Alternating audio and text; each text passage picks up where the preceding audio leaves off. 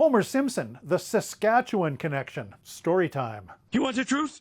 You want the truth? You can't handle the truth! The truth is, cartoon Homer Simpson is actually based on Matt Groening's dad, Homer Groening. And Homer Groening was born just after Christmas in 1919 in rural Saskatchewan. Really rural. The hamlet is called Main Centre, tucked down in the southwest on the flat edge of nowhere.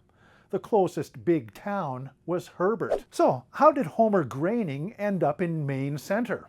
Well, his dad, Abe Groening, had moved there from Kansas. Homer. Abe. Guys like me! I'm a guy like me! A pattern is emerging. Now, my story begins in 19-2. 1918, actually. That's when Abe Groening and his young family arrived at the Saskatchewan border. They were Mennonites from Kansas who headed north to avoid conscription in World War I.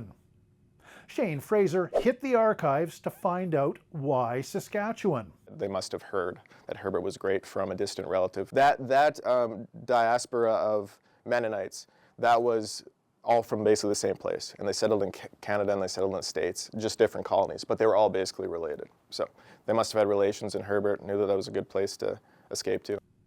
Abe Groening farmed the area for 2 years, heading back south after the war in 1920 with baby Homer in tow. Homer grew up and eventually moved to Portland, Oregon.